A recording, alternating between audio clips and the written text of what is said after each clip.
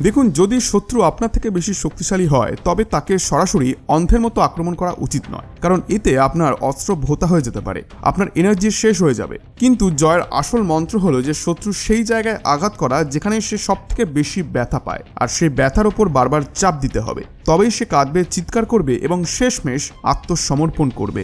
এখনকার বাস্তবতায়ও ঠিক এটাই ঘটছে। ভারতের মাস্টার স্ট্রোক, যেটা গত 2 সপ্তাহ ধরে টেস্ট করা হচ্ছিল, অবশেষে চমকপ্রদ সাফল্য পেয়েছে। বিশ্বাস না হলে প্রমাণ নিজের চোখে দেখে নিন। স্ক্রিনে যে মানুষটিকে দেখছেন তিনি আর কেউ নন, ডোনাল্ড ট্রাম্পের সবথেকে বড় অ্যাডভাইজার পিটার নাভারো। সহজভাবে বললে, আমেরিকা যে ট্যারিফগুলো ভারতের ওপর চাপাচ্ছে তার আড়ালে মূল ব্রেন এই মানুষটি। গত 1 মাস ধরে ওনার ইন্টারভিউগুলি খুঁজে দেখুন, বারবার ভারতকে হুমকি দিয়েছেন, বারবার বলেছেন যে স্যাংশনস বসানো হবে, ট্রেড ট্যারিফ চাপানো হবে, আর ভারতকে জোর করে নত হতে হবে আমেরিকার সামনে। কিন্তু চমকটা ঘটল গতদিন গভীর রাতে, যেখানে একটি প্রেস কনফারেন্সে নাভারো হঠাৎ আমেরিকান মিডিয়ার সামনে বললেন যে dear Indians, I love you, আমি তোমাদের ভালোবাসি, আর নরেন্দ্র মোদীকে তো আমি ভীষণ পছন্দ করি, তিনি দারুণ লিডার, কিন্তু প্লিজ রাশিয়া থেকে ক্রুড অয়েল কেনা বন্ধ করো। এখানেই তিনি থেমে থাকেননি। ভারত চীন সম্পর্ক নিয়ে প্রশ্ন আসতেই নাভারোর মুখ লাল হয়ে উঠল, যেন ধোঁয়া বেরোচ্ছে। উত্তেজিত কণ্ঠে সে বললেন, it's causing up to Xi Jinping, মানে ভারত ক্রমশ চীনের প্রেসিডেন্ট শি জিনপিং এর কাছাকাছি চলে যাচ্ছে, আর এটা আমেরিকার কাছে একেবারেই অগ্রহণযোগ্য। সরাসরি এর মানে দাঁড়াচ্ছে ভারতের তীর একেবারে টার্গেটে লেগেছে।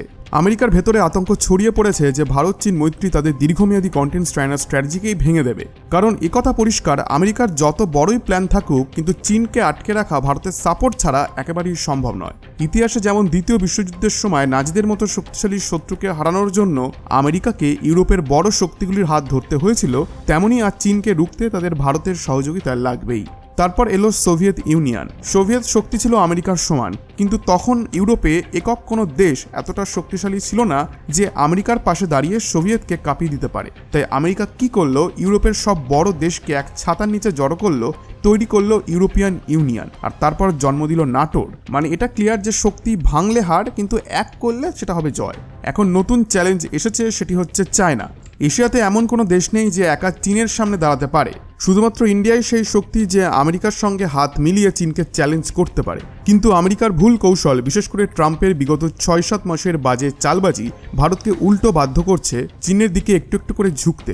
সত্যিটা হলো আমেরিকা এটা একেবারেই এক্সপেক্ট করেনি, কারণ ওদের ভরসা ছিল ভারত পুরোপুরি তাদের দলে চলে এসেছে। ভাবছিল যদি আমেরিকা ভারতের ওপর চাপ বাড়ায়, ট্যারিফ লাগায়, কিছু শাস্তি দেয়, তাহলে তো সাথে সাথে ভারত নত হবে, কারণ তার পাশে দাঁড়ানোর মতো কোনো দেশ নেই। কিন্তু ভারত একেবারে উল্টো খেলা খেলেছে। তার জিওপলিটিক্সকে রাতারাতি 180 ডিগ্রি ঘুরিয়ে দিয়ে আমেরিকার প্ল্যানকে ওলটপালট করে দিয়েছে।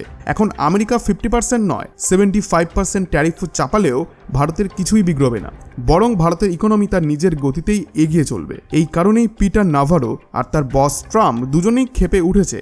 কারণ সত্যিটা খুবই সহজ, আজকের দিনে ভারত একমাত্র এমন একটি দেশ যে ট্রাম্পের ট্যারিফ চাপের সামনে মাথা নত করছে না, উল্টে পাল্টা জবাব দিয়ে আমেরিকাকে চমকে দিচ্ছে। ট্রাম্প জীবনে এমন দৃশ্য আগে দেখেননি, তাই তার ভেতরকার হতাশা এত গভীর। আর শুনে রাখুন, এ তো কেবল শুরু।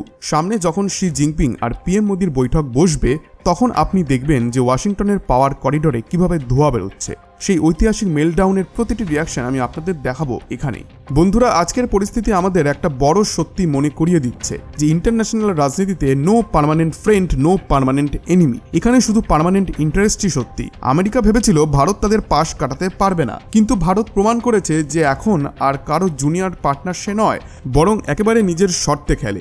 ভারত একদিকে আমেরিকার সঙ্গে টেকনোলজি আর ডিফেন্সে এগোচ্ছে, আবার অন্যদিকে রাশিয়া থেকে এনার্জি কিনছে, আর চীনের সঙ্গেও কৌশলী দূরত্ব রেখে প্রয়োজনের যোগাযোগ বাড়াচ্ছে। এই ব্যালেন্সই হচ্ছে ভারতের রিয়াল চাণক্য নীতি। আর এখানেই ট্রাম্প অ্যাডমিনিস্ট্রেশনের সব থেকে বড় সমস্যা, তারা অভ্যস্ত সবাইকে ইয়েস ম্যান বানাতে। কিন্তু ভারত সে দেখিয়ে দিল যে নিজের জাতীয় স্বার্থকে ছেড়ে সে কোনো দেশের মুখাপেক্ষী নয়। তাই সামনে যখন নরেন্দ্র মোদী ও শি জিনপিং এর বৈঠক হবে, তখন ওয়াশিংটনের রাজনৈতিক মহলে যে হিস্টোরিক্যাল নার্ভাস ব্রেকডাউন দেখা যাবে, সেটাই প্রমাণ করবে ভারতের স্ট্র্যাটেজিক চালে বিশ্ব রাজনীতির কত বড় শিফট হচ্ছে। মনে রাখবেন, এটাই শুধু একটি বৈঠক নয়, এটা সেই মুহূর্ত যেখান থেকে ইতিহাস লেখা হবে। ভারত কেবল এশিয়ান নয়, বরং গ্লোবাল পাওয়ার গেমের কিং মেকার। বন্ধুরা, ভিডিওটি ভালো লেগে থাকলে লাইক, শেয়ার আর সাবস্ক্রাইব করতে ভুলবেন না, কারণ আসল স্টোরি এখানেই শোনা যায়, যেখানে আমরা শুধু নিউজ নয়, বরং নিউজের ভেতরে গোপন স্ট্র্যাটেজি আপনাদের সামনে তুলে ধরি।